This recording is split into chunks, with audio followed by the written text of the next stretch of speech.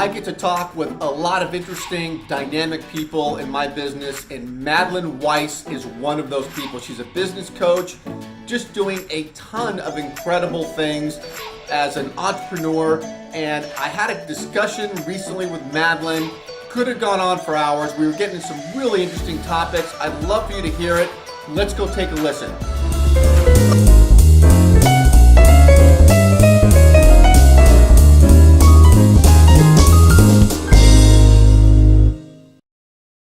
Hi, everybody. This is Paul Hitchcock, and I'm the founder and president of Giant Jacks Media. We help other businesses and entrepreneurs like Madelaine we're talking to today to grow. Madelaine, welcome to the show. Thank you. I'm delighted to be here. Yeah, awesome to have you. And in my business, I get to work with so many wonderful, talented people. You know, you and I, as we're getting to know each other here, are one of those people, Madelaine. And for all of our listeners, Madelaine, you are a board certified, I'm going to get this right, executive career life coach, and you've got some Harvard education behind it. You're quite frankly, you're doing a lot with your books and your speaking. So let's jump into this because I'm fascinated by your story. I know everybody else will too. How did you get started? Give a little bit about your background. So I started, believe it or not, in a clinical chemistry lab. Wow. Yeah. I worked also for the USDA Biological Control Lab. I worked for Drexel University Cardiac Catheter Lab. So I like to say I'm like the queen of pivot before pivot was a thing. Just pivoting and pivoting and pivoting. So I was always kind of drawn to the people. So I moved from bugs and blood and machines and all of that scientific stuff, more to clinical social work. Okay. And at some point, I became the administrative director and treasurer of a group mental health practice. And I thought, oh my God, I'm running a business and I have no idea what I'm doing. Wow. How old were you and where was that? That was in Massachusetts. I was around 30 years old. I was mighty pregnant at the time. Oh my. Yeah. Yeah, like ready to pop, pregnant at the time. Don't get in an elevator with you at that point in time. Yeah. And building a large house. Oh, so wow. I was like doing all of this at the same time.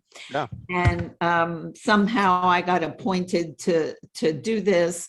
And I said, I don't really know how to do this.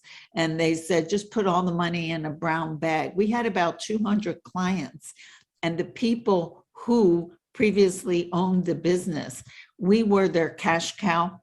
Okay. And they spread too thin. So they had to give up this particular part of their lives. Mm-hmm. And there we were sitting with it. And they said, well, who's going to take care of the money? So I said, well, okay, my mother was my father's bookkeeper. And they said, you're it. And they told me, like I said, to put all the money in a brown bag, take it home and figure it out. Awesome. Yeah. While I'm building a house and ready to give birth. Yeah. Awesome, amazing, wonderful son who's now a commercial litigation lawyer. Oh, he is. Wow. Okay. Yeah. Wow. So you had that going on, and then from there, how did you keep transforming yourself? So from there, I decided I should learn something about business. Mm-hmm. I actually wasn't doing too badly, knowing nothing, but I very much prize education. I know there are lots of people walking around with imposter syndrome. That's right. Like something a lot of people talk about. Yeah. And I make sure that I never feel that way. So I get educated to the max. So I went back and I got an MBA in organizational behavior and development was the concentration. Okay. I did that for a while, and I became the chief organizational development officer for a commercial insurance roll-up. Okay. And from there, I, one foot in front of the other, found my way here from Boston to DC, Okay. which is where my whole family lives. And I Mhm. remember, speaking of pivot and maybe chutzpah, I remember colleagues taking me out for dinner the night before I left Boston, Cambridge area. And they said to me, what are you thinking? You're just gonna walk into DC, like, ta-da, here I am. Yeah. They said, do you have any idea how many people like you there are in DC? And I said, I'm just gonna try. Wow. Wow. And you That's just what went I'm, for it. You just did it. yeah. Yeah. And things just fell into place so beautifully. And you mentioned something about a leap when we were in your green room, and I'm wondering if you were thinking of The Big Leap, which is the name of that book that a lot of entrepreneurs read. The Mhm. idea there being that there's an upper limit. And if you can penetrate, burst through that sound barrier, so much is possible. And I like, yeah, no, I like the analogy. I agree with it. Yeah. Yeah. Yeah. Yeah. But when you say things are going great, so tell me, what are you doing right now? You know, what are you focused on? What's working? So I mentioned this. Yep. Yes. So things seem to be working so well with my clients, who are largely business owners and executives.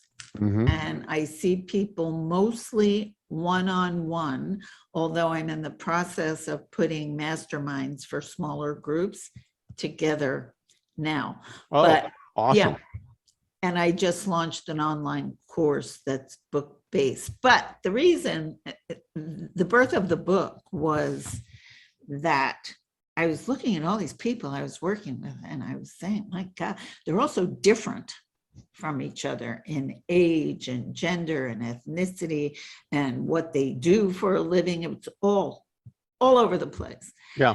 And yet I was sitting there. I mean, sometimes I have to like help myself not to cry. I get so moved by the miracles that I see with these people, which I'm sure you do too in your work. It's just, it's astounding. And I said, so what is it that they all have in common? And I know that you have 5 points to consider for success in business of your own. Yeah. But I came up with 5 also steps that they all seem to go through, no matter how different they are in all these other ways. And I kind of reverse engineered that to see what is necessary for people to get from where they are to where they think they want to be, to that happier, healthier, productive life, and came up with these 5 steps. And you can only imagine my delight when they fell into the acronym GREAT. I love that word. Yeah. You didn't plan it that way. It just came out. Well, no, Come on, seriously. There's a book that you may know of, Getting to Yes. Yeah. So I was doing Getting to, I think I was doing Getting to Happy or something. And a publisher said to me, do you have any idea how many books there are on happy? And my son said to me, why don't you play on Getting to Yes and use the word great? And then I looked at these 5 steps, and if we talk about them, you'll see they work for that. So I started to tell you, when from moving here, my condo in Cambridge practically sold itself. I bought the one I'm living in a day. my practice practically said the idea is that when you're doing right things, they just fall into place. And the same thing happened with this book. It was like everything was just falling into place. I love it. I love it. What are the 5 things? So tell me, give me the abbreviated version of those 5 pieces. Happy to. The first line of the book is this: a great life depends on a great fit between who we are and the environments in which we work and live. This is not new. This is at least as far back as Darwin. So, duh, the world belongs to those who fit best with the environments in which they live. We didn't used to be able to do that much about the environments in which we lived when we were back on the savannah, except to roam and try to find other environments, or sometimes be forced to do so. But now we have a little more leverage in play than we used to have. And we have this frontal cortex that is pretty smart if we help it to work for us. And so we can make decisions that really inspire and create that adaptive fit. So G is for grounding. Grounding, okay. Because most people don't come to me like they think they can have a really great life. Most people, can you just like make some of the pain stop? Or can you shoot my boss? Or, you know, they don't strike me in general as really thinking life can be as great as I know that it can be. So grounding in the belief that we all have everything we need to have that great life that we want. Yeah. And I hold that space until people can walk into it and own it and run with it themselves, which happens over a period of time. Sure. If a great life depends on a great fit between who we are and the environments in which we work, then we need to recognize who we are. So it's not who someone else said we should be necessarily, and it's not even necessarily who we always thought we should be, but that truer, deeper sense of what really matters to us. So that's the R, is to recognize who we really are. And with that better under our belts, because people don't always know a whole lot about that either. No, sounds like it's a lot of self-reflection. To a point. I don't let people get away with just that. So the E is, once you have a better sense of who you are, you go exploring.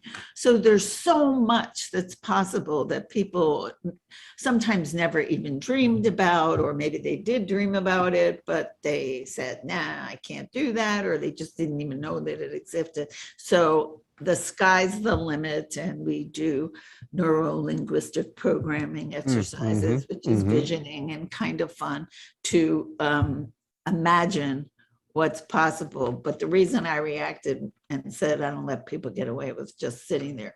You can't sit in dreamland with me forever. So you're gonna make them work, right? Yep. So William James said, action doesn't guarantee happiness, but there's no happiness without action. So GREA is for action. You can't dream about these things. So what steps need to be, and I like the, so at the end of every session, someone has at least one action step, typically that they came up with based on the conversation that we had in that session. And I like this thing called the Goldilocks principle, which is steps that are not so big that they just overwhelm us and shut us down, but big enough that they titillate the brain and the motivational centers. The brain likes to see new things going on, and it gets us moving and keeps us on track. So the Goldilocks principle is sort of the guidance for the action steps. And then the T. What is the T? I was going to ask you if you wanted to guess. Do you want to guess, or I'll Gee, just? great. Action timeline. No, but some of those exercises we do, have the timeline. And if you work forward, I'm going to do this, and then I'm going to do that. And the what, by when, by whom is action planning. I actually learned that it's more effective to do that backwards, like to imagine yourself already there and ask yourself what happened right before I was there. And what needed to happen right before I got to what was right before I was there. And if people, my business owners, write that out, and that's their timeline. No, T is What's T? Tackling the normal, natural, inherent, predictable, ordinary resistance to change that we all have. Wow. Okay. So if you're my client, I'm likely to ask you actually on the first session. I don't really wait till down the line. No. I'm likely to ask you on the first session, when the resistance comes up, what's it going to look like on you? So that you're ready for it. And when it happens, there it is. We knew that was coming. And Interesting. So you bring that up initially so that when it comes, you can get through it, run through it, and handle it. Is that right? Yeah. So I like to make friends with it. I know some people try to resist it or bury it. Yeah. But there's a saying you might know of, which is what we resist persists. So I like to make friends with it. Sometimes people give it a name, and it is probably, the brain is much better wired to keep us safe than to send us on a wild and crazy adventure. So I don't like to be too hard on the resistance. So what we can do is understand what the fear might be and take steps to reassure it that we understand. Is it always fear? No. Well, it's not always fear of failure. It's sometimes fear of success. In fact, it's often fear of success. In fact, that book that I told you about, The Big Leap, is all about fear of success. Oh, okay. What other kinds of resistance come to mind for you? Yeah, well, I was curious. I mean, is it fear? Is it resistance? Is it emotional? Is it, I mean, resistance, people can resist things for a lot of different reasons, right? Because they don't like change.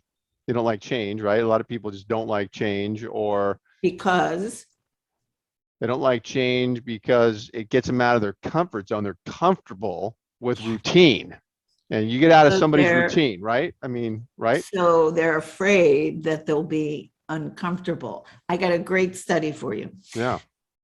It's out of Yale. I saw it not too long ago. I think it's spectacular. A lot of people will say, I will know it's right when it feels right. And so they stay where they are until it feels. You don't like that? What this study said is that you need learning for problem solving. You need learning for growth. What they found was that optimal learning takes place when we are, get this, 70% outside of our comfort zone. Oh, I believe that. I believe that. And the reason is because when we are in our comfort zone, the learning centers, the problem-solving centers in the brain shut down because the brain doesn't like to waste energy The brain uses a lot of energy, it doesn't like to waste that. And it figures you're comfortable, everything's cool, and it just shuts down and no new learning or problem solving takes place. So I think that's fascinating because as yeah, you're talking, I'm thinking when I get out of my comfort zone with yeah, something because I'm doing something different, or maybe something has come my way that's different, where I didn't create it, but it's a event in life, my senses go up and they become acute. And I think this is true for everybody. And I get my A game going on. And I'm yeah. like, especially if I'm nervous and afraid of something, it's first time, I'm like, boom, I'm high alert and my brain is on fire and I'm learning very deeply, very quickly, and very intensely. And I think that's related to what you're talking about. It sounds perfectly related to that Yeah. study, which I just thought was wonderful. Yeah. I thought, I want everybody to know this. I actually wrote a blog post about it. I just thought it was really great to know. Do not assume that because you don't feel well, that something bad is happening. Right. Yeah. Yeah. It could very well be that something wonderful is about to happen. Yeah. I love it. I love it. Where are you going? Where are you going with things? Like, what does the next 2, 3, 4, 5 years look like for you? Big things on the horizon? You mentioned that earlier, and I thought to myself, he's not going to like my answer. No judging. No judging here, No Madelaine. joking. So when I picked this title, Getting to Great, my emphasis in my own mind was on the process of the getting to, but I'm actually feeling like I'm there. Hmm. Hmm. And so when you say, what are your plans? Every day I am learning something new, doing something different, just because I do. Mm-hmm. But I do not feel at this point in my life that there are these grand unmet needs. That's great. That's a that good I have. feeling. I think it's what my clients want. And I think that I'm the embodiment that this can happen. Mm-hmm. I think having actually completed the book probably had a lot to do with that. I think having launched a couple of kids and their kids, and everybody's like, knock on wood, doing so great. Nice. That's great. Yeah. Yeah. I sense a contentment with you. It seems like in your career and what you're doing, it seems like yeah. Is that a fair statement? Yeah, because thank you for noticing. Yes. Yeah. And I want everyone to know it's possible to get to a place, and I think it's an internal place where you are good enough and everything is motivated by a wish to contribute for however long I'm still here. Mm-hmm. I just love to, I didn't even tell you this. What? So when I was 15 years old, my father died suddenly. The doctor said he died of a cerebral hemorrhage. My mother said he died of work. I saw that, Malin, because it was on your LinkedIn profile. I did notice that. Yeah. No surprise. I feel like if I'm helping one little girl or boy's mommy or daddy or anybody at all for that matter get to that happier, healthier, productive, peaceful, joyful place, I'm doing what I was meant to do. And that's exactly what I'm doing every day. Awesome. Awesome. No, I got to tell you that I did read that story and it struck a chord. It's a powerful story because you blamed yourself. You thought it was you, is what you said in your Because I story. was fresh. Right. I was mouthy. I'm still a little mouthy. Yeah. It didn't stop me from being mouthy. No. But you're a great teacher. I mean, I can just tell. I mean, You. yeah, we haven't known each other on, but you seem like you really love to teach. And, I sense that this would be a topic for another chat, but empathic listening is a lost art, in my opinion. Most people don't do it. They talk at each other. And what's great about the conversation with people like you is that you come across, well, you are an empathic listener. You listen and there's a conversation, and it's great. I think it's a great way to go. Thank you. Means a lot to hear you say that. Thank you. Yeah, no, you're welcome. And man, we could talk for hours here. I could go deep. I'd love to have you back on, but this has been a great kind of just, a little bit of a dive here into what you're doing. I thank you. I thank you. Absolutely. Thank you. Yeah, thank you everybody for listening. We'll see you next time here. And thanks, Madelaine. Thank you. All right.